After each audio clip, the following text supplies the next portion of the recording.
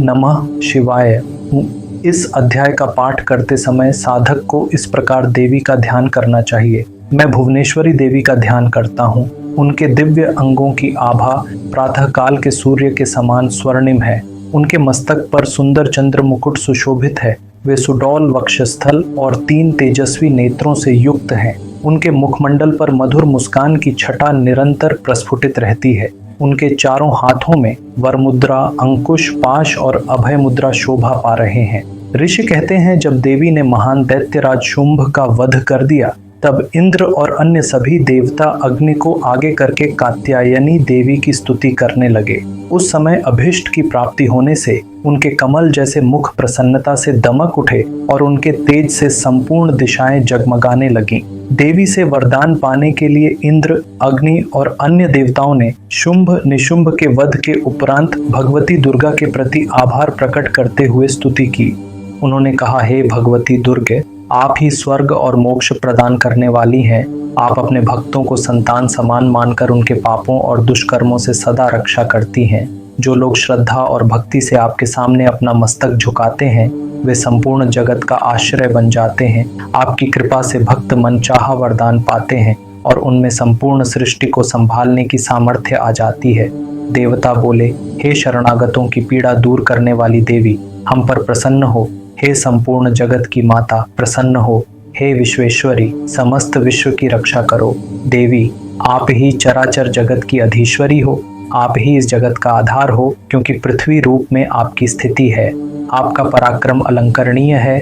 आप ही जल रूप में स्थित होकर संपूर्ण जगत को तृप्त करती हो। आप अनंत बल से संपन्न वैष्णवी शक्ति हो। आप ही इस जगत की कारणभूत अपार माया हो। हे देवी, आप प्रसन्न होती हैं तो इस पृथ्वी पर मोक्ष की प्राप्ति कराती है। सभी विद्याएं आपके ही भिन्न भिन्न स्वरूप हैं। जगत की सभी स्त्रियां आपकी ही मूर्तियां हैं। संपूर्ण विश्व आपसे ही व्याप्त है। हे देवी, आपकी स्तुति कैसे हो सकती है? आप तो स्तवन करने योग्य पदार्थों से परे हैं। आप ही परावाणी हैं। जब आप स्वर्ग और मोक्ष प्रदान करने वाली हैं, तो यही आपकी सच्ची स्तुति है। हे नारायणी देवी, आप बुद्धि रूप से सबके हृदय में विराजमान हैं। आपको बार बार नमस्कार है।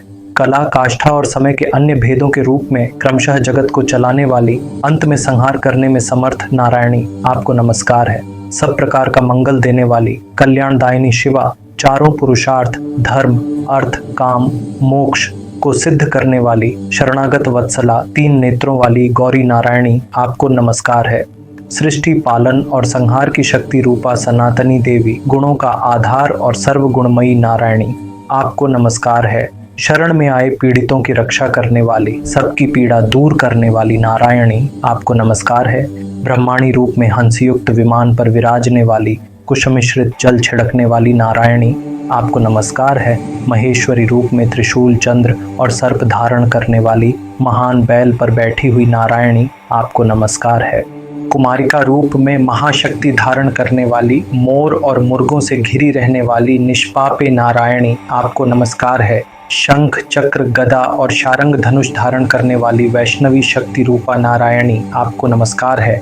भयानक महाचक्र धारण करने वाली, दांतों पर पृथ्वी को उठाने वाली वाराही रूपा नारायणी, आपको नमस्कार है।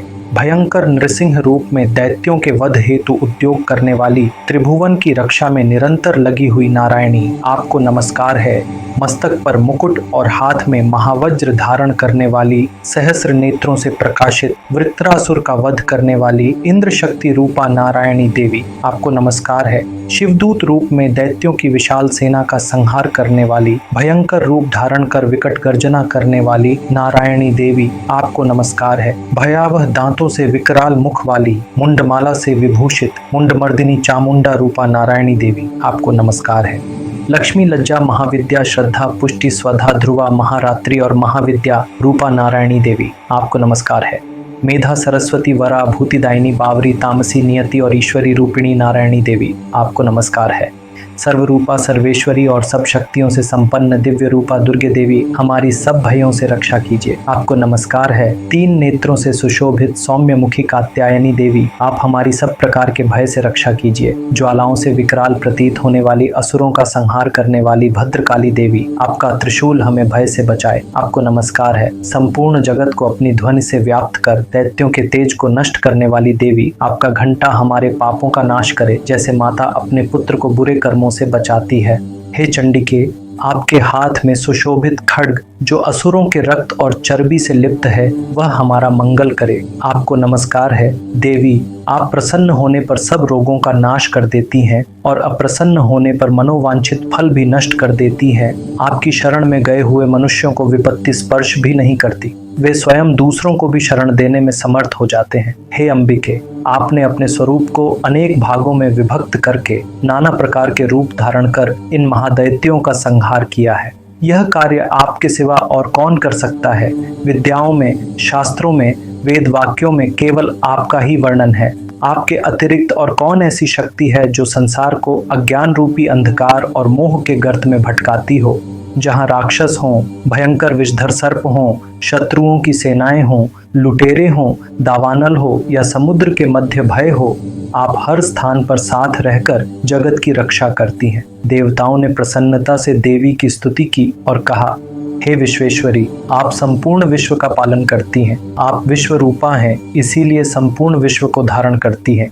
आप भगवान विश्वनाथ की भी वंदनीय हैं। जो भक्त आपके सामने श्रद्धा पूर्वक अपना मस्तक झुकाते हैं, वे संपूर्ण जगत को आश्रय देने की क्षमता प्राप्त कर लेते हैं। हे देवी, जैसे आपने असुरों का वध कर शीघ्र हमारी रक्षा की, वैसे ही सदा हमें शत्रुओं के भय से बचाती रहे। संपूर्ण जगत का पाप नष्ट करें, महामारी जैसे उपद्रवों का नाश करें और विश्व की पीड़ा दूर करें। हम आपके चरणों में शरणागत हैं, हमें प्रसन्न होकर वरदान दीजिए। देवी बोली, देवताओं, मैं वर देने के लिए तैयार हूँ। अपने मन की इच्छा प्रकट कीजिए। संसार के लिए जो उपकारक वर होगा, मैं उसे अवश्य प्रदान करूंगी। देवताओं ने कहा, हे सर्वेश्वरी, आप सदा तीनों लोकों की बाधाओं को शांत करें और हमारे शत्रुओं का नाश करती रहें। देवी ने उत्तर दिया, देवताओं, वैवस्वत मनवंतर के 28वें युग में शुंभ और निशुंभ नामक 2 महादैत्य पुनः उत्पन्न होंगे। तब मैं नंदगोप की पत्नी यशोदा के गर्भ से प्रकट होकर विंध्याचल पर्वत पर निवास करूंगी और उन दोनों असुरों का वध करूंगी। उसके बाद मैं भयानक रूप धारण कर वैपचित नामक दैत्यों का संहार करूंगी। उन दैत्यों को भक्षण करते समय मेरे दांत अनार के फूल की तरह लाल हो जाएंगे। तब स्वर्ग और पृथ्वी पर मुझे रक्तदंतिका कहा जाएगा। फिर जब पृथ्वी पर 100 वर्षों तक वर्षा नहीं होगी और लोग जल के अभाव में पीड़ित होंगे, तब मुनियों के प्रार्थना करने पर मैं आयोनिज रूप में प्रकट होंगी और 100 नेत्रों से मुनियों को देखूंगी। इस कारण मनुष्य मुझे शताक्षी कहकर कीर्तन करेंगे। उस समय मैं अपने शरीर से निकली हुई शाक सब्जियों, वनस्पतियों की शाखाओं से समस्त संसार का पालन पोषण करूंगी। जब तक वर्षा नहीं होगी, लोग उन्हीं शाकों के सहारे जीवित रहेंगे। इसी कारण पृथ्वी पर मैं शाकंभरी नाम से विख्यात हो जाऊंगी। उसी अवतार में मैं दुर्गम नामक असुर का वध करूंगी और तब दुर्गा नाम से प्रसिद्ध होंगी। इसके बाद जब मैं हिमालय पर रहने वाले राक्षसों का भीम रूप धारण कर संहार करूंगी और मुनियों की रक्षा करूंगी, तब मुनि भक्ति पूर्वक मेरी स्तुति करेंगे। उस समय मैं भीमा देवी नाम से विख्यात होंगी। अरुण नामक असुर जब तीनों लोकों में भयंकर उत्पात करेगा, तब देवताओं की रक्षा और जगत के कल्याण हेतु देवी असंख्य 6 पैरों वाले भयंकर भौरों भ्रमरों का रूप धारण करेंगी और उस महादैत्य का वध करेंगी। उस समय समस्त लोग उनकी स्तुति करके उन्हें ब्राह्मणी देवी के नाम से विख्यात करेंगे।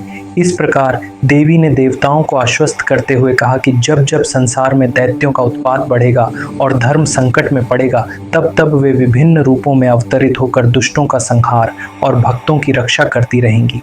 इस प्रकार श्री मार्कंडेय पुराण में सावर्णिक मनवंतर की कथा के अंतर्गत देवी महात्म्य का 11वां अध्याय देवी स्तुति पूर्ण हुआ। यह दुर्गा सप्तशती आपके लिए है। यदि आप अपने जीवन में स्थिरता, सुरक्षा और शक्ति चाहते हैं, आध्यात्मिक साधना में गहराई लाना चाहते हैं, देवी दुर्गा की कृपा से जीवन के हर क्षेत्र में विजय पाना चाहते हैं, तो इस चैनल को अभी सब्सक्राइब करें, बेल आइकॉन दबाएं और आरंभ करें एक ऐसी यात्रा जो आपकी चेतना को शक्ति, करुणा और ज्ञान से भर देगी। नमः शिवाय।